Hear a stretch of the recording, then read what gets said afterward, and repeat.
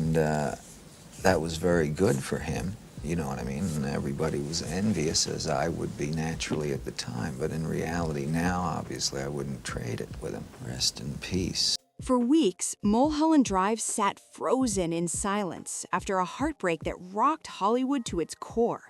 The space left behind felt carved in the shape of Rob Reiner and his wife, Michelle.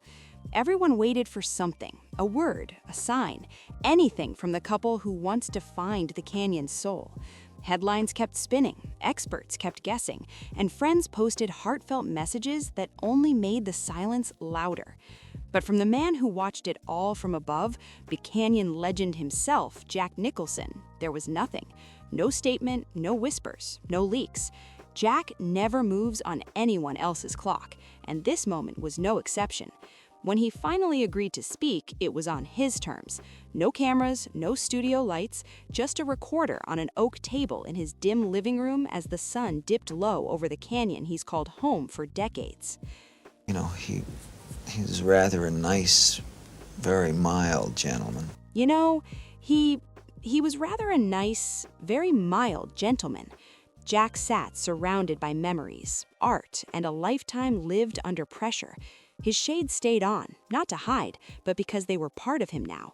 Time had carved his face deeper, heavier than fame ever did. Ice clinked in his glass as silence stretched thick, deliberate, and loaded. You know, the papers, the television, they go on and on about Rob. His voice stayed calm but cut deep. The director, the guy who made Stand By Me, the man behind The Princess Bride. A flat smile flickered. They get that part right. He paused, then leaned in. But they don't know him. He spoke of the quiet moments, the real laugh, not for cameras, but the kind that filled a room. Then the glass hit the table hard. Ain't this all a kick in the head? That I was all I was, and so were all of the people I was working with, trying to do their best under the circumstances. And that's really all you need as a developing actor, is just to be trying to do it well. And they still don't know what it really meant to be his friend. When things got rough, when Rob's world started closing in, you could see it. Jack's eyes flash behind those dark lenses, and the air shifts fast. This isn't nostalgia anymore. This is raw, unfiltered truth hitting the room hard. That's the story, isn't it? He says quietly. Not the Hollywood icon everyone worships, but the father. A father who loved his son so deeply that maybe he couldn't see what was happening right in front of him. Jack pauses, his voice dropping lower. Or maybe he did see it and loved him anyway. I can't even say which is worse. The room goes still, like even the canyon outside is holding its breath. This, he continues, is a story about that love, and about what love can cost, about the kind of truth only someone standing close enough could ever tell. The connection between Jack Nicholson and Rob Reiner wasn't built on fame, parties, or industry games. It came from years of quiet understanding, the kind that doesn't need words to survive. I didn't have any real problems with him, and I don't really. There was a substitute male figure in the house. I have older sisters and married. And Their bond wasn't shaped under red carpets or flashy nights out. It was forged under white-hot pressure inside one of the most legendary courtroom scenes ever filmed, A Few Good Men, back in 1992. Jack's eyes drift far away as he remembers. People forget, he says, Rob was an actor first. His voice softens like he's watching it all play back in real time. That's the key to everything. Jack leans back, lost in it. Rob wasn't the type to bark orders from behind the camera like a traffic cop. Nah, he lived inside the moment with you. Jack's grin flashes, that old sly look as he remembers Colonel Jessup's explosive outburst. That monologue, he says, was pure pressure. The script from a young, fired-up Aaron Sorkin was a storm. Every line was a blade, sharp enough to cut clean or miss completely. So no, I would say throughout I've had a fairly easy life, really. We ran it again and again, Jack says. Angles, reactions, timing. It was a dance. Tom Cruise was pure lightning, charged and relentless, while Jack sat there simmering in that uniform. Rob let him sit in the fire. No lectures, no long talks. He'd lean in, look him dead in the eyes, and drop something small and quiet. He really thinks he's the hero. Jack pauses. That one line flipped the room. That was Rob. He wasn't just directing lines, he was steering the soul of the scene. Then Jack shares something no one's heard before. After a brutal take, lights resetting, crew moving, Rob didn't go to the monitor. He walked straight over to Jack, cigarette in hand, breath still catching, and the moment locked in forever. You look at him with his head kind of shaved, and I don't know if that's what he looked like, but he looks like he's got a screw, or an evil screw. So he was 32 years old. He was at a holiday party hosted by Conan. He pauses. He stood beside me for a full minute, didn't say a thing, just stood there. Then Jack's voice drops, almost a whisper. My old man, Carl, once told me the funniest people are always the saddest. He lets it breathe. I think the scariest people are the most certain. That line hangs heavy. He was talking about Colonel Jessup, sure, but really it was bigger than the movie. It was about the danger of believing too hard, of being too sure you're right. That moment shifted everything between them. It stopped being about the film and turned into two men talking about life, about what it really means to be human. Jack says that's when he knew this wasn't just a job for Rob Reiner. From that day on, Rob was chasing truth in every frame. Their bond locked in tight. Total opposites. Rob, the warm, big-hearted Hollywood liberal, and Jack, the unpredictable rebel. But somehow it clicked. We'd grab lunch, he says with a half smile. Not at Musso and Frank's grill. No crowds, just quiet spots or long phone calls. They talked about the Los Angeles Lakers, politics, getting older, but mostly their kids. That was Rob's center. Jack's face tightens as the room dims with memory. Rob was so proud, that shine only a father gets. Was living in his family's guest house at the time. He was found late Sunday afternoon by his sister, Romy. Both parents were discovered having been stabbed. Then the tone shifts. When Jack talks about Nick, the light changes. Not less love, more love, but heavier, loaded, and that weight never left the room. A worried kind of love, the kind that keeps you up at night. Jack pauses, staring off like he's digging for the right words. I've been around this town a long time, he says finally. He's seen it all, the highs, the crashes. He's watched some famous kids rise and shine, and others lose themselves trying. His voice sharpens. This place can mess with you. The access, the attention, the comfort. It's a slow poison if you let it in. Jack takes a breath. Rob wasn't blind to that. He and Michelle fought hard to keep things normal. Real dinners, family trips, showing up every time. They were good parents, he says firmly, really good parents. But sometimes, no matter how strong the walls are, that poison still slips through the cracks. The weight sits heavy in the room. Nick was at the Conan O'Brien holiday party the night before, Saturday, December 13th. He was there with his father. He was acting erratic by all accounts, and he was loudly arguing with his father. The day the news hit, Jack says almost under his breath, I was home. The phone rang, too loud for the silence. Not an agent, not a publicist, a friend, someone close, barely able to speak. The words came broken, unreal. Rob and Michelle, in the house, with Nick. He repeats it quietly. At first, it doesn't even register. Your mind refuses to accept it. Jack says, it wasn't grief, it was emptier. Not a wave, but a void, like all the air got sucked out at once. He walked onto the deck. Los Angeles was glowing below, buzzing like nothing happened. Cars moving, helicopters cutting the sky, life rolling on. And I remember thinking, how can the world keep moving? His voice hardens. That's the cruel part. The world doesn't stop for your pain. It doesn't even blink. And Jack didn't turn on the TV. He already knew what was waiting. The circus started fast. Wild speculation, gossip headlines, old photos dragged back out like trophies. People pretending to care while tearing the story apart piece by piece. Jack exhales. I wanted no part of it. So he vanished into the stillness of his house. The same place that once rang with laughter now sat frozen, filled with ghosts he couldn't shake. I couldn't stop thinking about Michelle, he says, his voice cracking the first time. She was the steady one, the calm in every storm. Rob was the big, loud heart, Jack adds, eyes glistening, but Michelle was the soul. Quiet strength, grace mixed with steel, the kind that holds everything together. His jaw tightens. Thinking about what they faced at the end still cuts deep. "That's the part that won't leave you," he admits. "It creeps in during the silence, a darkness you can't face head-on." As shocking details spilled out and Aaron Sorkin spoke publicly, Jack stayed hidden. No statements, no appearances, just silence. "I wasn't thinking like an actor," he says. "I was just a man trying to understand how I lost a friend, and if I missed something." Then his tone shifts. He shares a moment that still haunts him. Rob's birthday, years back, at the Brentwood house. Perfect night. Family, old friends, laughter everywhere. Even Carl there, sharp as ever, cracking stories.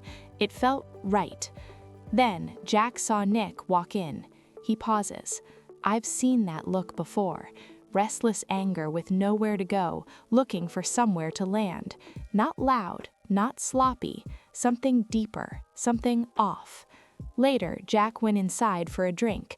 The party buzzed outside, music and laughter floating, but inside the house, he heard something else, and what he saw next, he can't unsee. Voices snapped sharp, cutting straight through the party noise. Jack froze in the hallway. He didn't want to step in, but the tone dragged him closer. It was Nick and Rob Reiner, he says quietly. Nick had him cornered, not with hands, but with pure energy. Rob sat in a chair, taking it, while Nick stood over him, voice soaked in anger. Resentment poured out, money, fame, life, every frustration stacked up and unloaded hard. Then Michelle walked in, calm, steady, like she'd seen this before. She stepped between them, placed a hand gently on Nick's arm, and said his name, just his name, that softness she carried. Jack pauses. Nick brushed her off. Not violent, just a sharp, dismissive move. Disrespectful, and it cut deep. Then Nick looked at both his parents, and there was nothing in his eyes. No warmth, no connection, just cold emptiness. Jack shakes his head. It was like watching a storm inside a person, hollow, not human, just gone. Rob noticed Jack in the doorway. Their eyes met for 1 second that said everything. Shame, fear, heartbreak, and under it all, that bottomless kind of love only a father has, the kind that refuses to quit. Rob gave the smallest shake of his head. Let it go. It's okay. This is ours. So Jack turned around, walked back into the garden, pretended he saw nothing. He exhales hard. That's my biggest regret. Slowly, he removes his sunglasses. His eyes are red, wrecked with guilt. I thought I was respecting his hope, he says quietly, but I should have grabbed him and set it straight. Rob, hope isn't a plan. Love isn't a shield. There's something in your son you can't just talk away. The words hang heavy, crushing, and they never left him. He admits it quietly. Who is he to tell another man how to handle his own family? Who is he to tell a father to stop believing in his kid? Jack leans back, sliding his glasses on again, slow and careful, pulling himself together. Aaron said he saw something too, he adds, voice steadier now. Doesn't surprise me. I bet a dozen of us did. We all saw the smoke. We just told ourselves it wasn't fire. We said he was figuring things out. He'd be fine. We called it love. We called it respect for Rob Reiner. Jack lets out a hollow laugh. All we really did was help him hold on to a hope that turned deadly. His tone hardens, guilt sharpening into anger, at the system, at fate, maybe at himself. Hope, he mutters, that's what destroyed everything.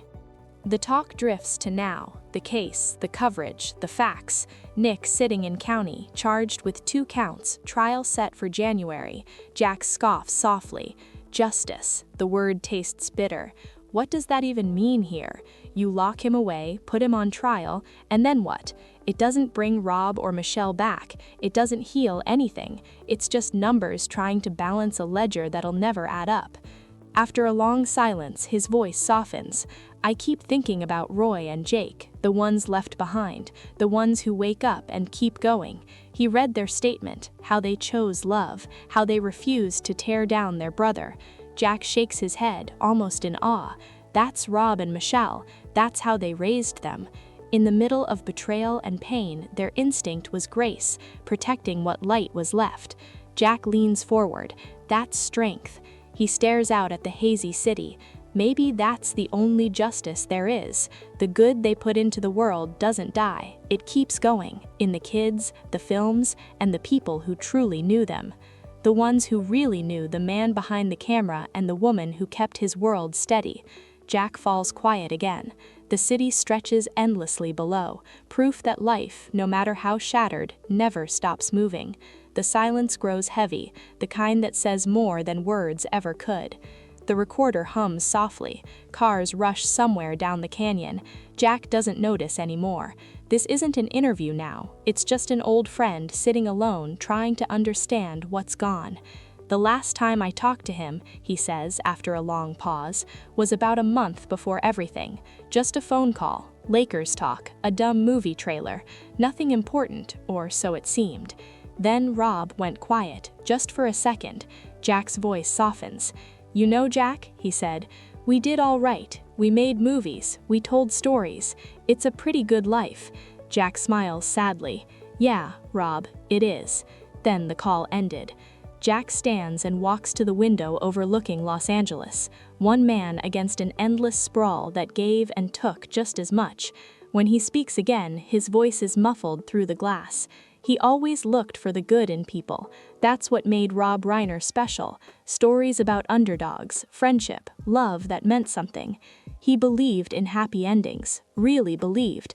Jack turns back, light catching his tired face. That faith made him an artist. Then his tone hardens, but that same faith broke him. He couldn't stop believing, even when it was killing him.